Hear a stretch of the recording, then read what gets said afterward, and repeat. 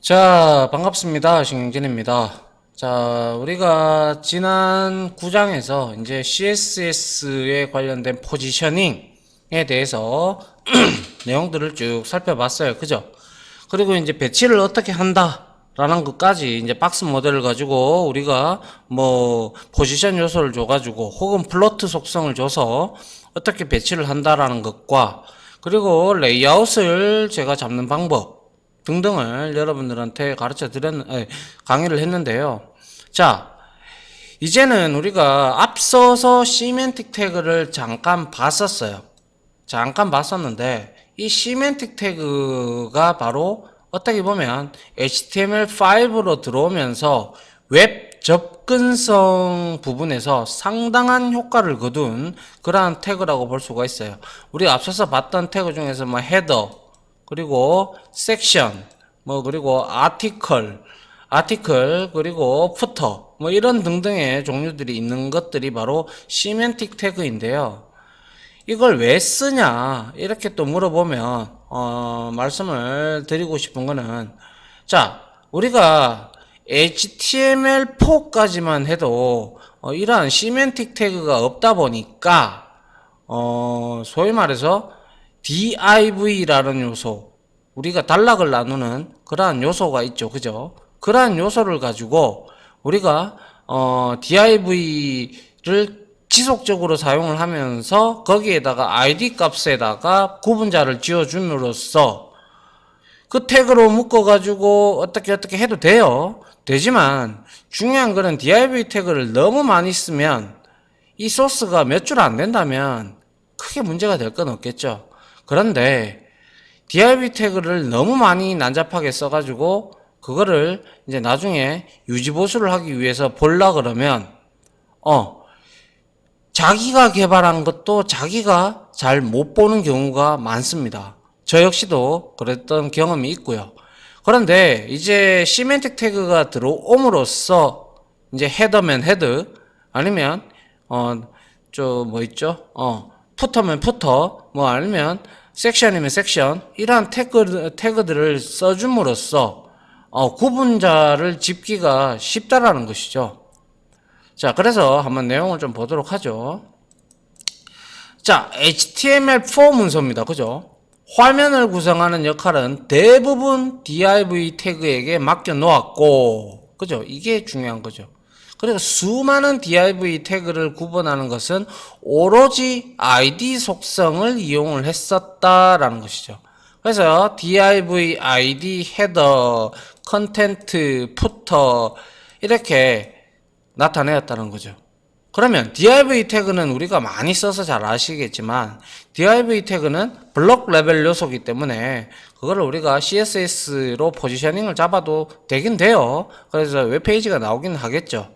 근데 태그로 묶기만 하면 되었고, 그 이름에는 제약이 없었기 때문에 ID에는 제약이 없죠. 그죠? 우리가 주고 싶은 대로 주면 되니까.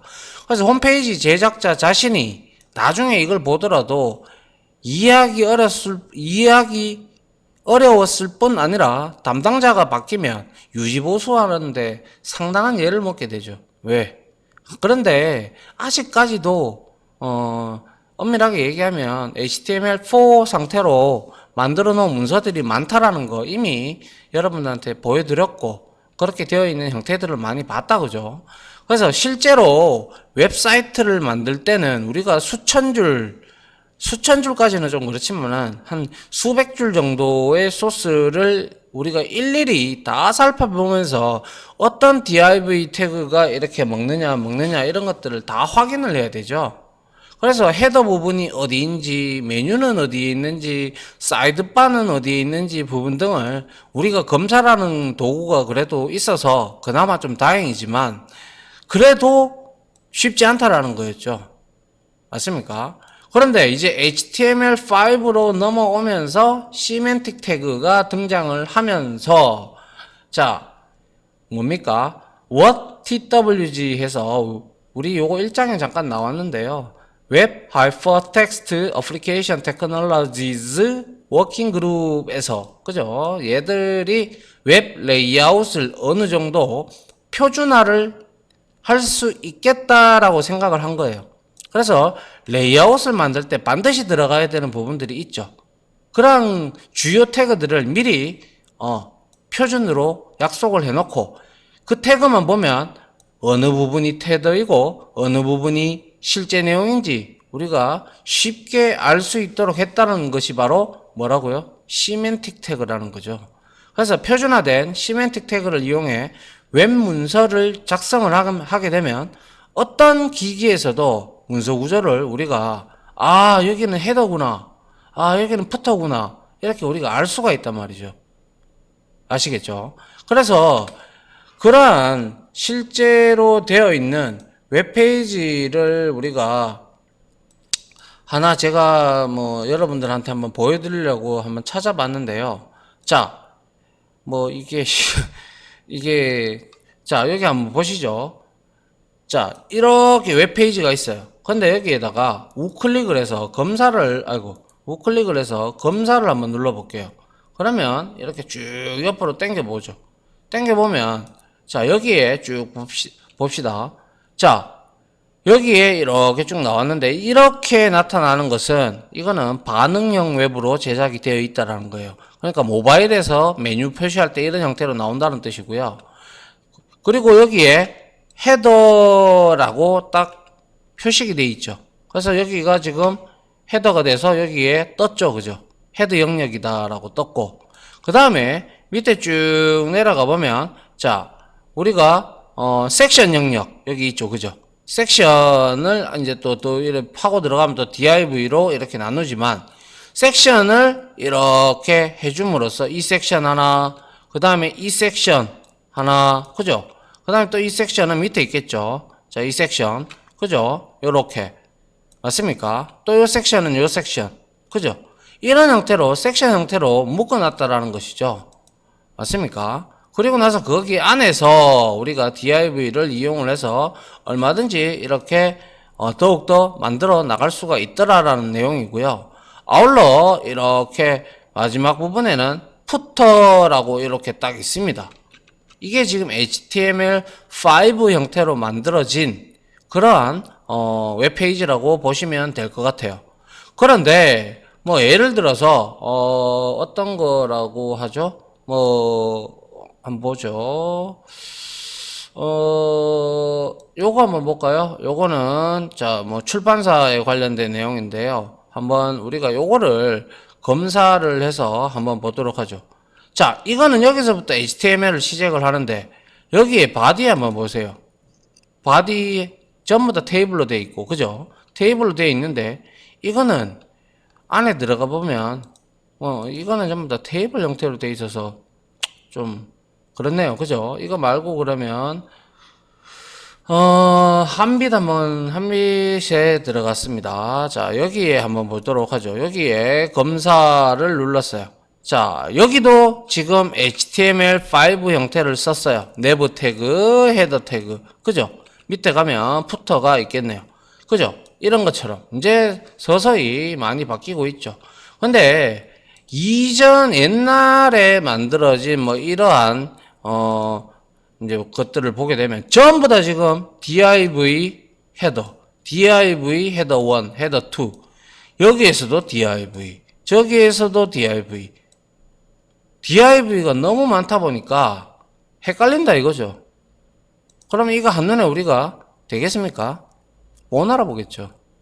그래서 이렇게 하는 것보다는 이렇게 이제 시멘틱 태그를 이용을 해서 해주면 우리가 분석하기도 쉽고 유지 보수할 때도 쉽다는 거죠. 왜? 헤더 부분에 문제가 있으면 헤더 태그 안에만 들어가면 되는 거고 내부 내비게이션 바가 문제가 되면 내부 태그 안에 들어가서 뭘 우리가 뜯어 고치면 되는 건데 이거는 div로 다 나눠져 있다 보니까 일일이 다 확인을 했었어야 했죠.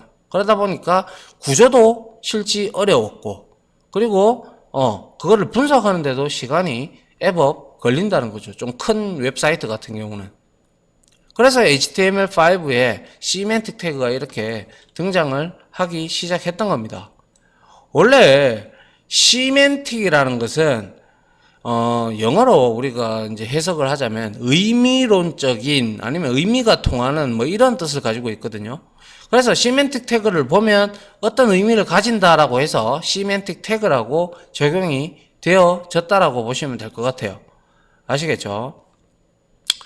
자, 그 다음 보겠습니다. 그래서 이제 시멘틱 태그의 하나하나의 태그를 보게 되면 먼저 헤더, 머릿말을 지정하는 부분이죠. 보통 이 헤더 태그 안에 우리가 통상적으로 뭐 검색이라든지 혹은 내비게이션 바를 넣어서 이러한 메뉴를 이동하게끔 만들어 주면 되죠. 그래서 사이트 전체의 제목 부분이 될 수도 있고 본문의 제목 부분이 될 수도 있고 주로 페이지 맨 위쪽이나 혹은 왼쪽에 삽입하는 일은 요즘에는 거의 없어요. 그죠? 그래서 맨 위쪽에 해서 이런 폼 태그를 이용을 해서 우리가 검색창, 서치창을 주든가 아니면 여기에다가 내비게이션 태그를 넣어서 내부 태그를 넣어서 여기에다가 약간의 div 태그로 영역을 단락을 딱 나눠 가지고 거기에서 우리가 ul 태그를 써서 이거 css 우리 포지션 잡아서 이렇게 메뉴바를 만들어주는 형태로 많이 사용이 되어지고 있죠. 그래서 이 부분이 바로 헤더가 되는 것이죠. 맞나요? 예. 그 다음에 이제 섹션 안에 섹션은 좀 범위가 좀 큰 거고요. 거기 안에 이제 아티클 태그로 여러 가지 아티클이 이제 우리가 뭐 기사거리라든지 그런 걸 의미하니까 여기 안에 아티클 안에 또 div로 나눠서 우리가 쪼개서 이렇게 해도 된다라는 것이죠. 그래서 큰 태그들을 이렇게 나눠 놨다는 거죠.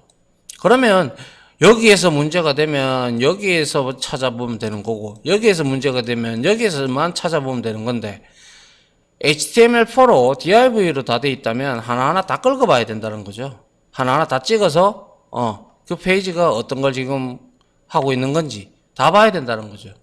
시간이 상당히 오래 걸린다 이 말이죠. 그렇겠죠. 예. 이게 바로 헤더 태그를 의미하고요. 자, 그 다음에 내부 태그는 내비게이션 링크 아까 말씀드렸지만 자 같은 사이트 안에 문서나 다른 사이트의 문서로 연결하는 링크를 우리가 통상적으로 나타내죠. 그래서 내비게이션 뿐만 아니라 푸터에 있는 사이트 링크 모음에도 이제 적용이 됩니다. 그래서 이렇게 요러한 내비 그죠? 요러한 내비들을 우리가 여기에 내부를 줘가지고 내부 메뉴 해서 자 롤은 내비게이션이다 이렇게 해서 여기에 div를 하나하나씩 나눠서 요 영역에 나타내고 요 영역에 뭐 나타내고 뭐 이렇게 할 겁니다. 맞습니까? 예. 그리고 여기에 소스가 하나 있는데 한번 보시죠. 자, div 클래스 컨테이너 div 이렇게 잡아도 돼요. 이거는 왜냐하면 이 영역을 다 잡아서 우리가 스타일링을 하기 위해서는 div가 아예 소용이 없다라는 게 아니고요. div는 이제 너무 남발언하면 안 되고 그냥 적절히 사용을 하면서 얘는 통상 이제는 HTML5에서는 이제 헤더라든지 이러한 내부 바라든지 아니면 푸터라든지 이러한 곳에 들어가서 내부적으로 이제 쪼갤 때 이제 사용이 되고 아울러 우리가 이렇게 나눈 것은 뭐 때문이겠어요? 그렇죠. 여기에 들어가 있는 이 내용들을 우리가 어떠한 CSS를 주기 위해서 스타일을 입히기 위해서 이렇게 만들어 놨다라는 거죠. 그래서 여기에 컨테이너 해가지고 여기에다가 백그라운드 이미지 분명히 주었을 거고요. 그리고 뭐 헤더에다가 이렇게 요한도란가요? 뭐 이거 하고 이렇게 했는 글자들에 대해서도 뭔가를 줬을 거예요. 그죠? 그리고 이제 내부 여기 썼죠. 여기 이용 안내 UL 태그로 이렇게 줬지만 자 요거는 내비로 이렇게 줬으니까 이 클래스 선택자를 이용을 해서 우리가 CSS에서 인라인 블락 이런 형태로 우리가 잡아주면 옆으로 쭉 퍼지겠다. 그죠? 그런 내용을 지금 말하고 있는 거죠. 됐나요? 이게 이제 내비게이션 링크를 달 수 있는 내부 태그다라고 보시면 될 것 같네요. 자, 그 다음 보죠. 섹션 태그는 주제별 콘텐츠 영역이다라고 되어 있어서 문서에서 주제별로 우리가 콘텐츠를 묶을 때 이렇게 이제 사용을 한다라고 보면 되고요. 섹션 제목을 나타내는 HN 제목 태그가 함께 사용이 되면 좋겠죠. 그래서 그리고 아티클 태그는 콘텐츠의 내용입니다. 내용. 웹상에서 실제 내용을 의미한다라고 보시면 되고요. 태그 적용 부분을 떼어내어서 독립적으로 배포하거나 재사용을 하더라도 완전히 이건 하나의 콘텐츠로 우리가 이제 웹페이지를 이제 어차피 추후에 되면요, 아티클이 주 페이지가 되고요. 그 다음에 뭡니까? 메뉴바, 헤더하고 푸터는 우리가 포함을 시켜서 모듈화를 시켜버려요. 딸려가게끔. 알겠죠? 그리고 이제 어사이드는 본문 이외의 내용들을 우리가 주변에 표시되는 기타 이런 내용들이라든지 아니면 필수 요소가 아니기 때문에 우리가 광고가 붙는다든지 링크를 이렇게 광고를 우리가 해줄 때 그때 어사이드 바를 이용을 하면 문서의 메인 내용에는 절대 영향을 끼치면 안 되겠죠. 그래서 얘는 부수적으로 필요하다면 쓸 수 있고 필요 없다면 쓰지 않아도 무방합니다. 그래서 여기 한번 보시죠. 자, 아티클에서 자, 섹션에서 컨텐츠를 줬고요. 여기다가 요한도라 이렇게 자, H2 태그, 3 태그를 썼고 이렇게 쭉 했겠죠. 그죠? 그 다음에 div에서 배너라고 클래스 선택자를 주고 여기에다가 이미지 태그를 써서 자, 요게 들어갔겠죠. 그죠? 요게 들어갔을 겁니다. 맞죠? 그 다음에 이 아티클이 끝이 났어요. 그러면 아티클은 하나의 지금 이 페이지 형태가 돼버렸죠. 그죠? 그리고 어사이드에서 사이드바라고 줬고 얘는 분명히 플로트 라이트로 우리가 줬든지 뭐 그래 했을 거예요.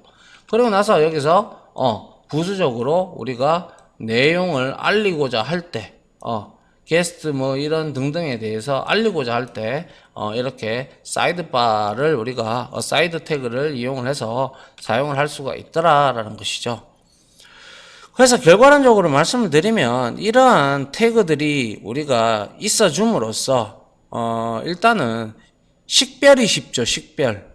그래서 식별이 쉽기 때문에 우리가 뭐 여기에서 섹션을 쓰시든 아티클을 쓰시든 뭐 상관은 없어요. 둘 중에 어떤 게 먼저 와도 상관은 없는데 섹션은 태그 그러니까 주제별로 콘텐츠 영역이고 이 아티클은 콘텐츠의 실질적인 내용이 되는 것이 되죠. 그래서 어느 누가 주가 되고 어느 누가 뭐 그게 돼도 상관은 없습니다. 근데 단지 여러분들이 어떤 주제별로 하고 싶다면 섹션을 앞으로 빼도 상관은 없다라는 거죠. 그리고 나서 섹션 안에다가 아티클을 여러 개 넣어도 문제는 절대 없습니다.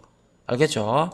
그래서 섹션 태그하고 때로는 여러분들이 비슷하잖아요. 아티클이. 그죠? 그래서 아티클은 우리가 사전적 의미로 바라볼 때 신문이나 잡지의 기사라는 걸 뜻하잖아요. 제가 아까 말씀드렸다시피. 그래서 웹상에 실제 내용을 넣죠. 그래서 보통 우리가 블로그나 포스트 등의 웹사이트의 내용 혹은 사용자가 등록한 코멘트라든지 그래서 독립적인 웹 콘텐츠에 해당이 됩니다. 그래서 우리가 이거를 완전 떼어넣어서 독립적으로 배포를 하거나 재사용해도 된다고 말씀을 드렸고 그래서 섹션하고 아티클 태그가 혼동하기 쉬운데요. 섹션 태그는요. 이렇게 생각하십시오. 문맥의 흐름 중에서 콘텐츠별로 여러분들이 만약에 뉴스면 뉴스 또 아니면 뭐 여러 가지가 있잖아요. 그죠? 종류에 따라 스포츠면 스포츠 이런 형태로 여러분들이 메인 뉴스를 다룬다. 뭐 그럴 때 뭐 아니면 뭐 정치 뭐 이런 걸 쓸 때는 우리가 보통 섹션 태그로 해가지고 우리가 문맥의 흐름 중에서 콘텐츠별로 주제를 묶을 때 섹션 사용하고요.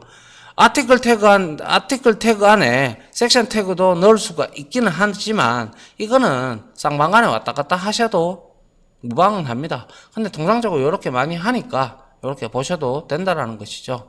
그래서 뭐 엄밀히 얘기하자면 아무거나 쓰셔도 돼요. 아무거나 쓰셔도 되는데 그냥 얘는 주제별 얘는 그냥 콘텐츠 실제 웹페이지 내용이라고 생각을 하시면 될 것 같네요.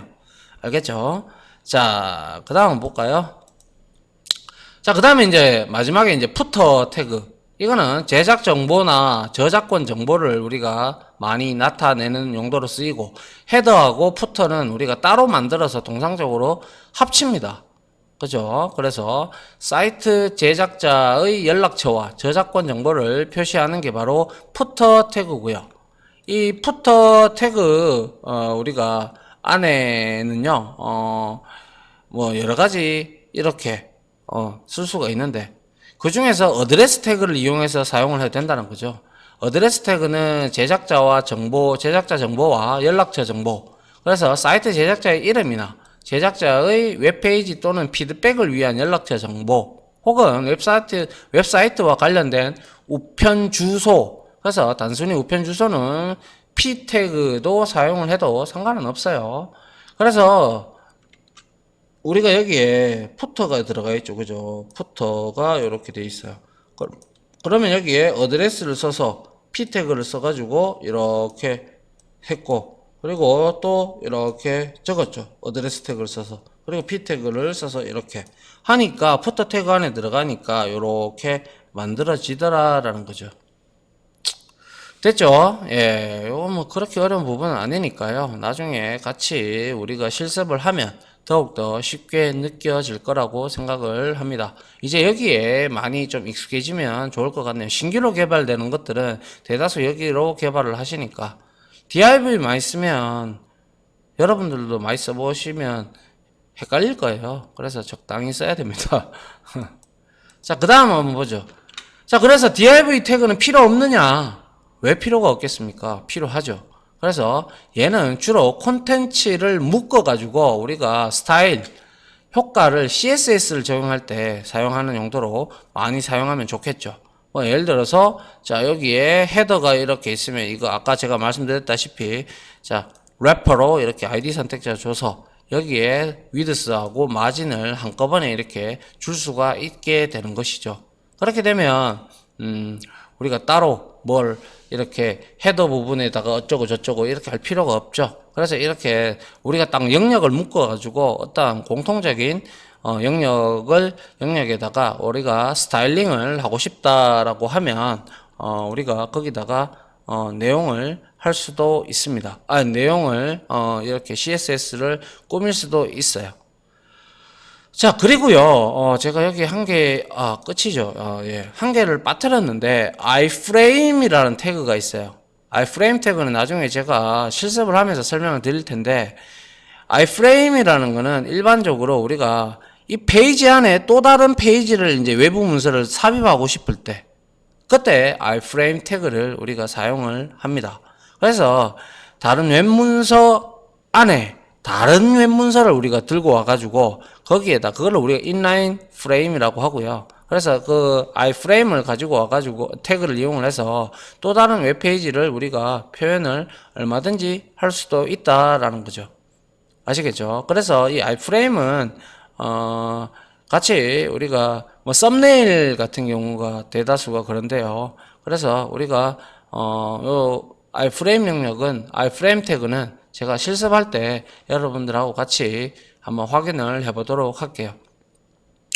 자, 이렇게 해서 시멘틱 태그에서 태그에 대해서 제가 뭐 div 태그를 많이 쓰면 헷갈린다, 뭐 그 유지보수에 힘들다, 분석하기도 힘들다라고 했고, 그죠?